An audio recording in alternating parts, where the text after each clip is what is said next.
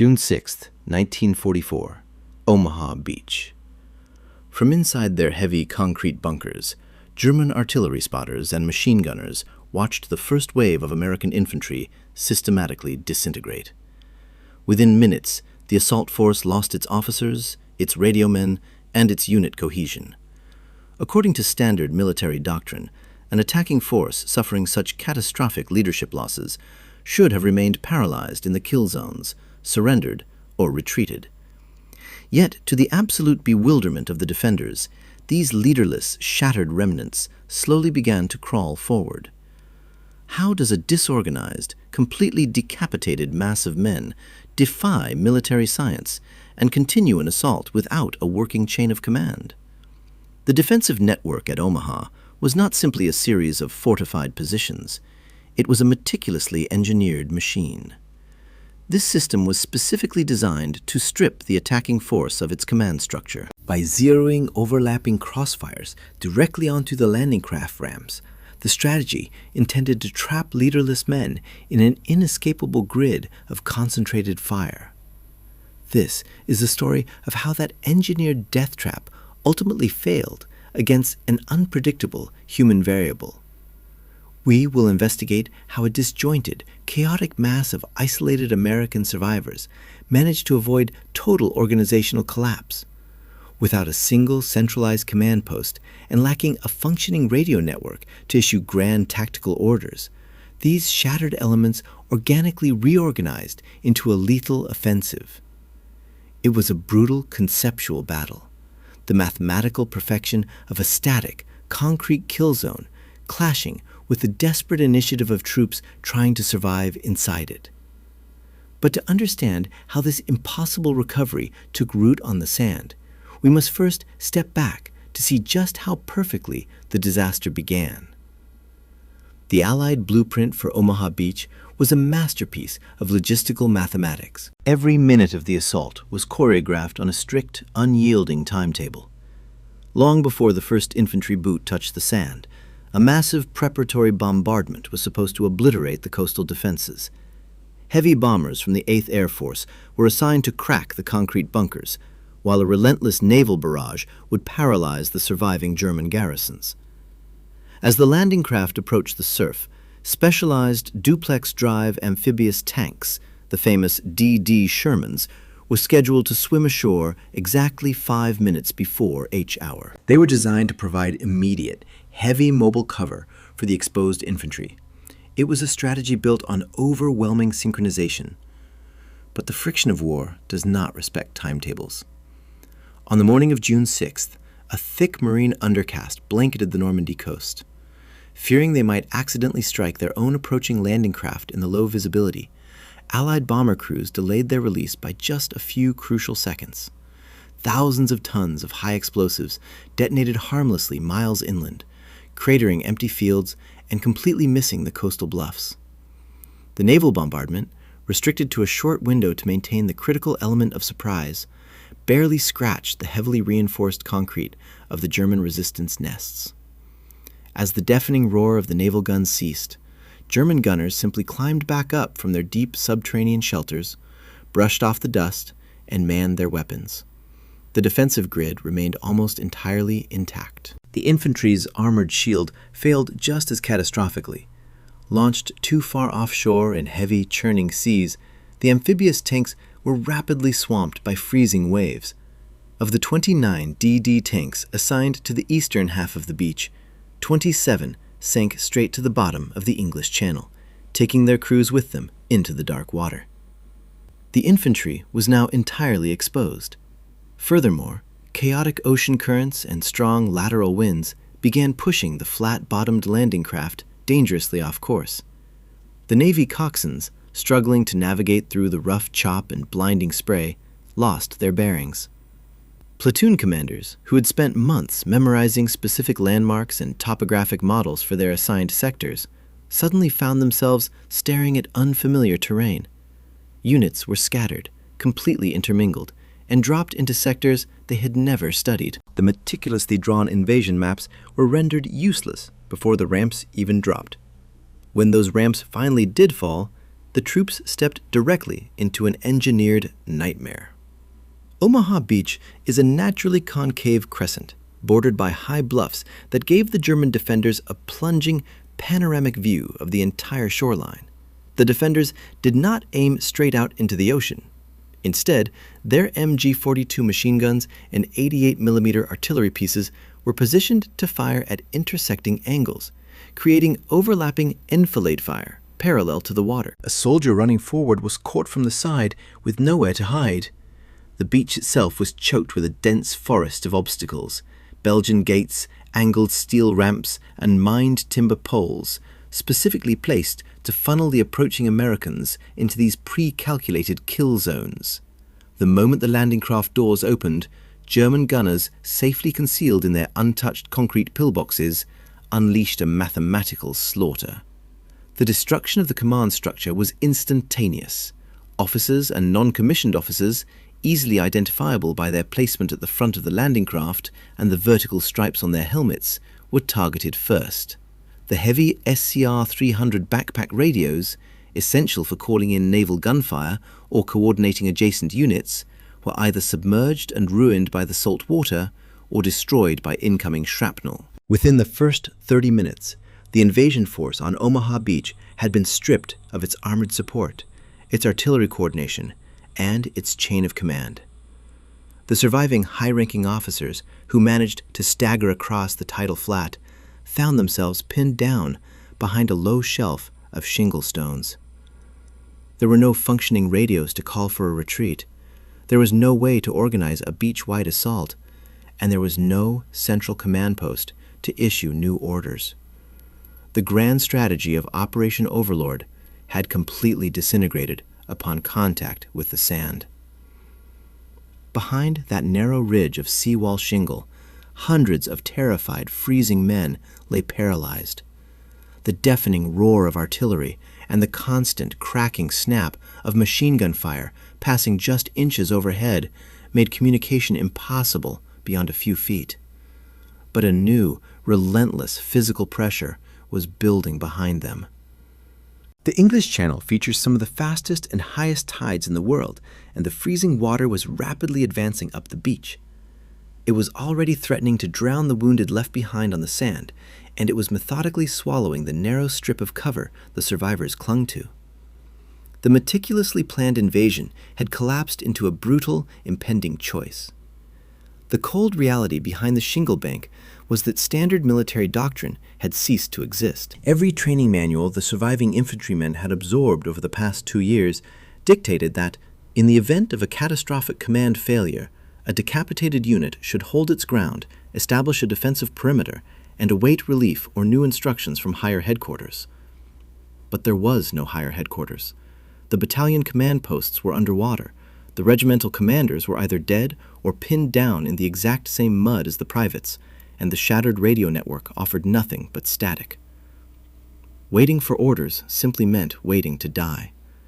As the freezing, slate-gray water of the English Channel crept relentlessly up the shore, pushing the surviving men closer to the pre-sighted German mortar impacts, a collective, unspoken realization began to ripple through the terrifying chaos. The grand strategic design of Operation Overlord, the liberation of Europe, the carefully coordinated assault phases, the strict logistical timetables evaporated entirely from their minds. For the men shivering behind the stones, the war shrank to the few yards of sand immediately in front of them. The overriding objective abruptly shifted from a coordinated military conquest to pure, primal survival. This was the exact psychological fulcrum of the battle. The rigid top-down hierarchy of the military was forcibly flattened by the efficiency of the German defensive grid. A senior officer and a drafted rifleman, huddled in the same flooded crater, faced the exact same mathematical probability of death.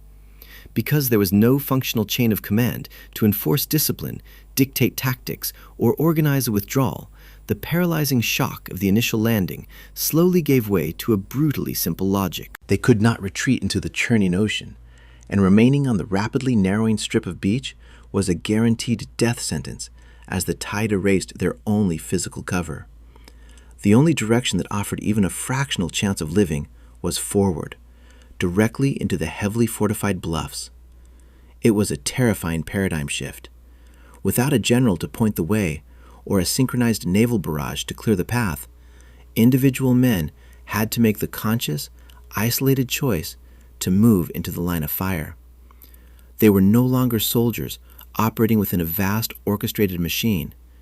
They were disjointed pockets of desperate men forced to rely entirely on their own immediate instincts. Driven by the absolute necessity of survival, anonymous individuals prepared to leave the sand, inadvertently initiating a fragmented, hyper-localized style of warfare that the meticulously planned German defenses had never been engineered to repel. The paralysis broke not with a grand, sweeping order from a general, but with the quiet, desperate initiative of anonymous men. Huddled behind the seawall, shivering in the freezing Atlantic wind, individual privates, corporals, and junior officers began to process the brutal mathematics of their situation.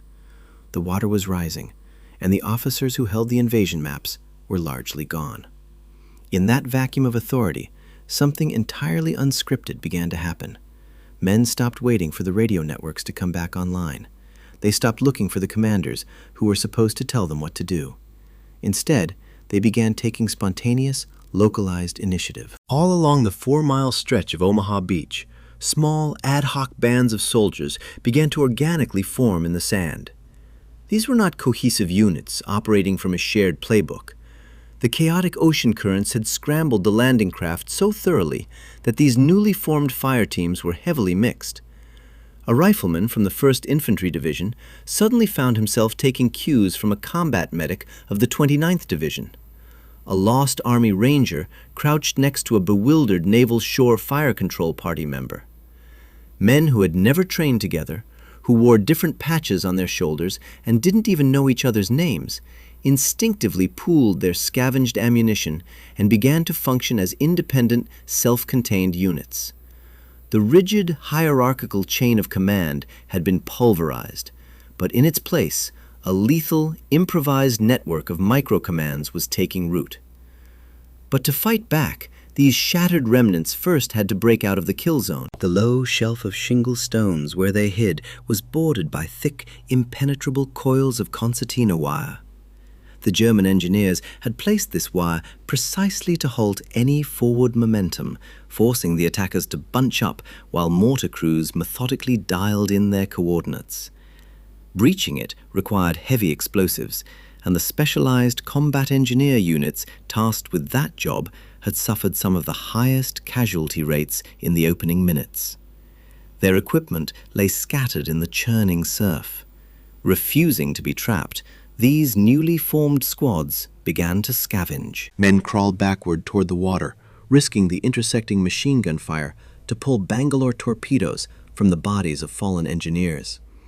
These heavy, 5-foot steel tubes, packed with Amatol explosives, were the only key to opening the beach. In the muddy, blood-stained shingle, soldiers who had never handled demolitions frantically snapped the lengths of pipe together, shoving the long steel explosive under the barbed wire.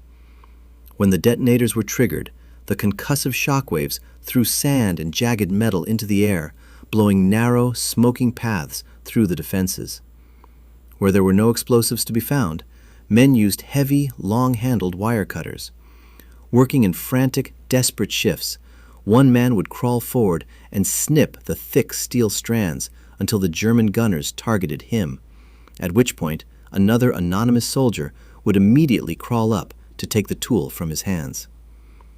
Once through the wire, these improvised teams faced a critical tactical choice. The Grand Allied blueprint for Omaha Beach dictated that the infantry should assault the draws, the 5 paved ravines that sloped gently inland, providing the only viable exits for tanks and heavy vehicles to leave the beach. The German High Command, operating on sound military logic, knew this perfectly well. They had engineered their entire defensive grid to protect these ravines, turning the draws at Vierville, Les Moulins, and Colville into heavily fortified death traps ringed by concrete, anti-tank ditches, and pre-sighted artillery. Had the American units remained intact, their surviving commanders might have felt compelled to follow the invasion plan and order their men straight into those fortified ravines.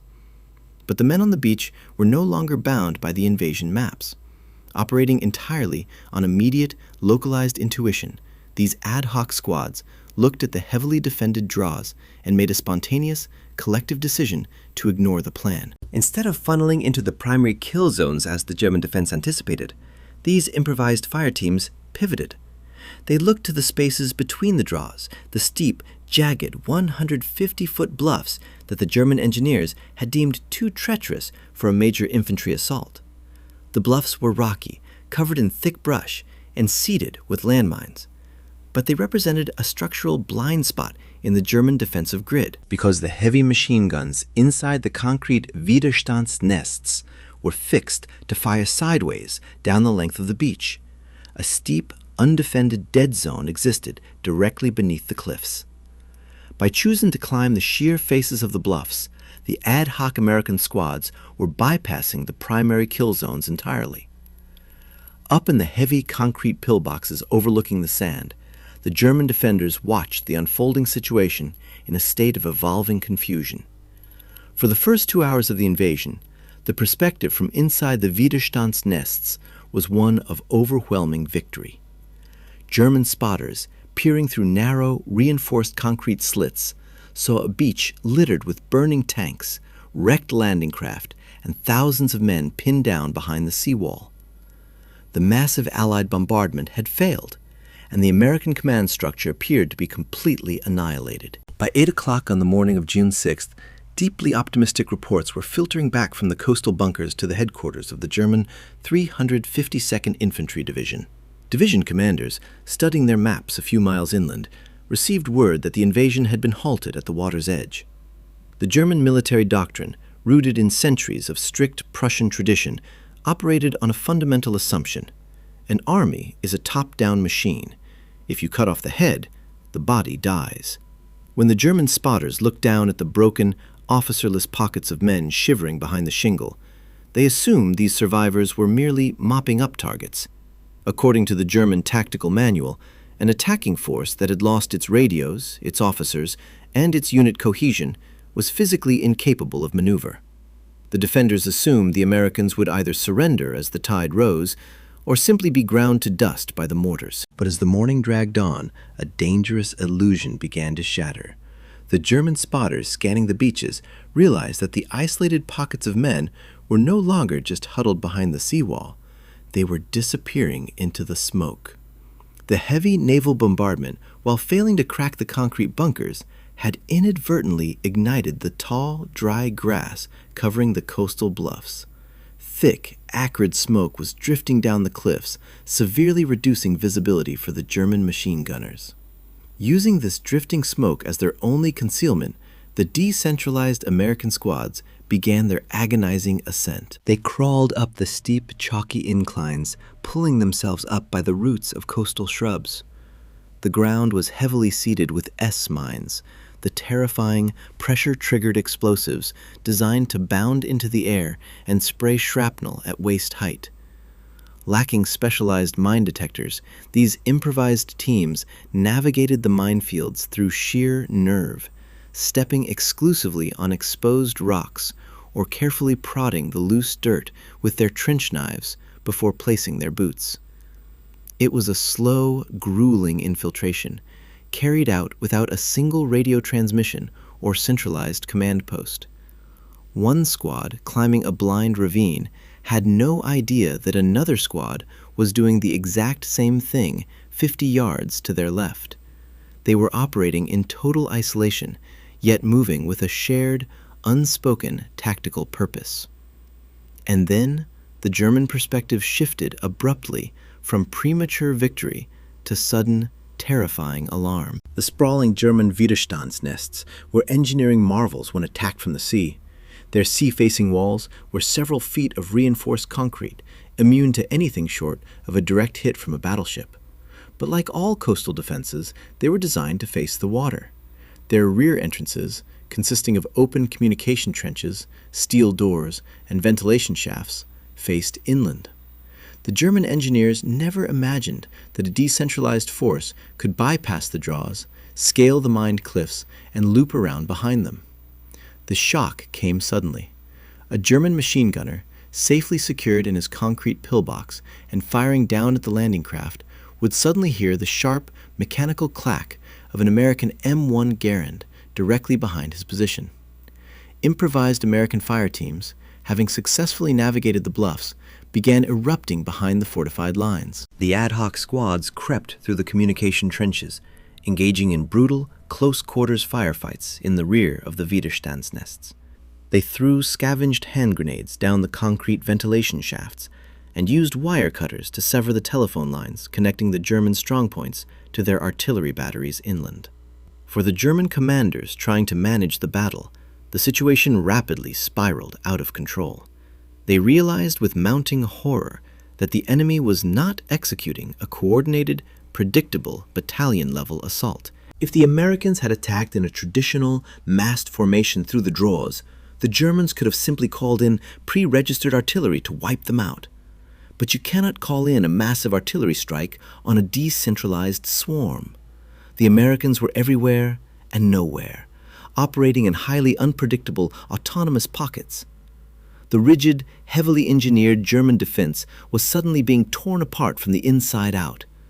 Because the American squads were attacking the pillboxes from the rear, the overlapping fields of crossfire that made Omaha Beach so deadly were rendered useless. A Widerstandsnest that went dark could no longer cover the blind spots of the bunker next to it, causing a domino effect of collapsing defenses.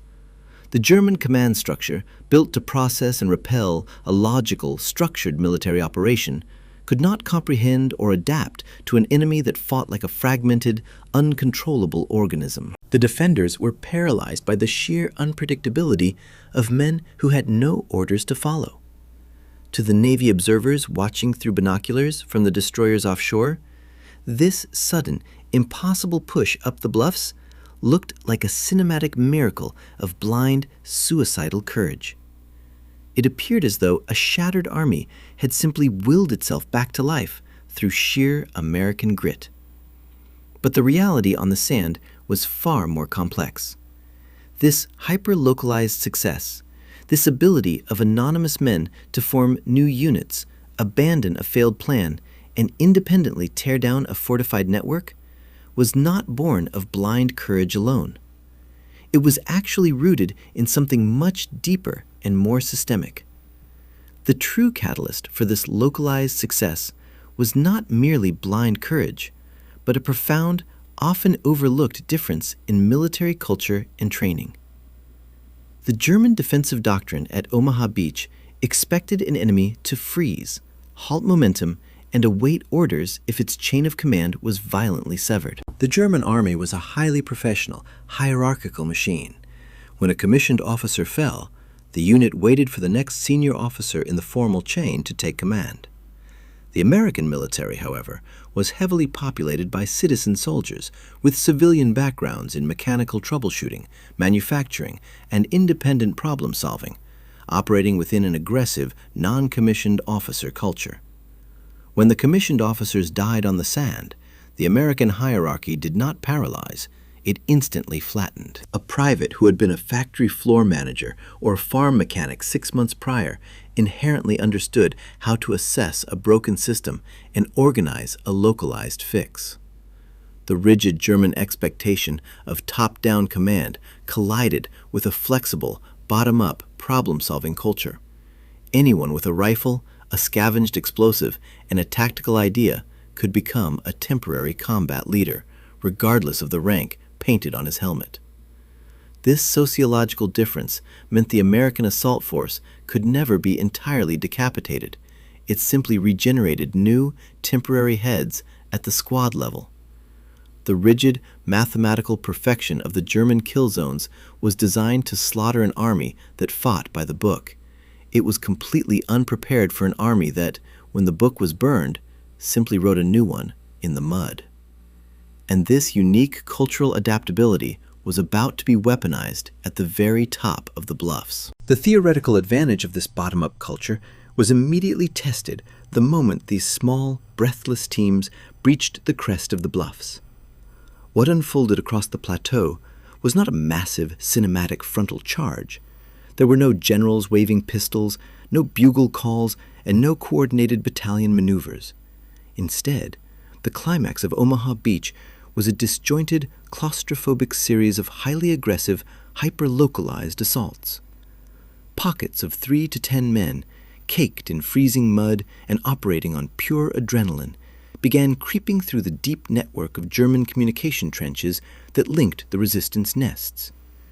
The physical scale of the conflict was absurdly mismatched. Exhausted, isolated bands of infantry pitting themselves against heavily armed, subterranean fortresses built from thousands of tons of poured concrete. But those massive structures contained a fatal architectural flaw. They were blind to their own rear. Approaching from the inland side, these improvised squads systematically flanked the heavy pillboxes. An infantryman would low crawl to a concrete ventilation shaft and drop in a scavenged fragmentation grenade, while another rifleman covered the heavy steel rear doors, waiting for the stunned defenders to emerge. In other sectors, small teams simply crept up to the unprotected rear of an 88mm gun emplacement and neutralized the crew with focused, point-blank rifle fire. It was a brutal, intimate, and entirely unscripted dismantling of the Atlantic Wall. Because the German defense relied on mathematically perfect, overlapping fields of crossfire, the destruction of a single machine gun nest created a permanent, widening blind spot on the beach below. As these ad hoc American teams neutralized the strong points one by one, they unraveled the impenetrable defensive grid from the inside out. Hundreds of isolated firefights raged simultaneously across the ridge, none of them planned, synchronized, or even ordered by a high-ranking commander. Out on the offshore command ships, senior officers stared at static-filled radios, fearing the invasion had failed, completely unaware that the tactical stalemate was already being broken by anonymous men fighting in the dirt. By early afternoon, the relentless, cracking rhythm of the German machine guns began to sputter, and then, slowly, fade.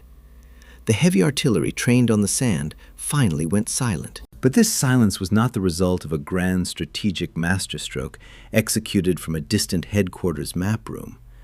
The engineered death trap of Omaha Beach was broken because 1,000 small, unrecorded decisions made by desperate men had succeeded on the ground.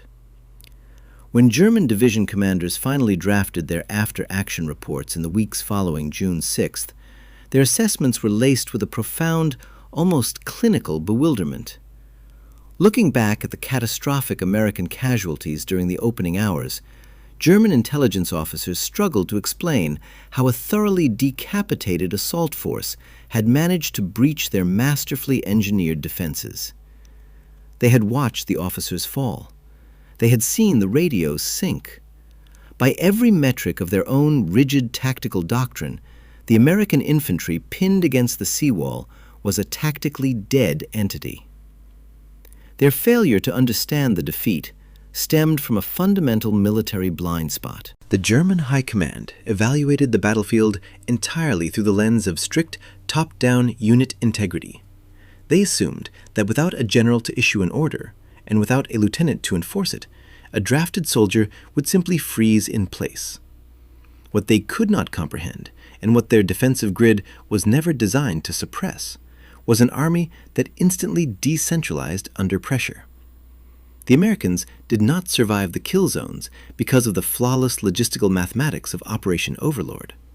That grand strategic blueprint had completely disintegrated before the landing craft ramps even dropped. The heavy bombers missed their targets, the amphibious tanks sank to the bottom of the English Channel, and the naval bombardment failed to crack the concrete. The invasion was saved by the exact human variable the German machine had ignored. The decisive weapon on Omaha Beach was not armored support or a meticulously synchronized timetable. It was the fundamental sociological adaptability of the lowest-ranking rifleman on the ground. When the massive strategic machine broke down, it was the localized initiative of anonymous citizen soldiers that bypassed the fortified drawers, scaled the mined bluffs, and redefined how a shattered army fights. The meticulously synchronized blueprint for Operation Overlord completely fell apart within the first hour of the landings. Yet it was precisely the failure of this rigid strategic machine that unleashed the chaotic, decentralized initiative that actually conquered the beach. The ultimate irony of Omaha is that the collapse of the grand plan was the exact prerequisite for victory, allowing individual soldiers to write their own script for survival in the mud.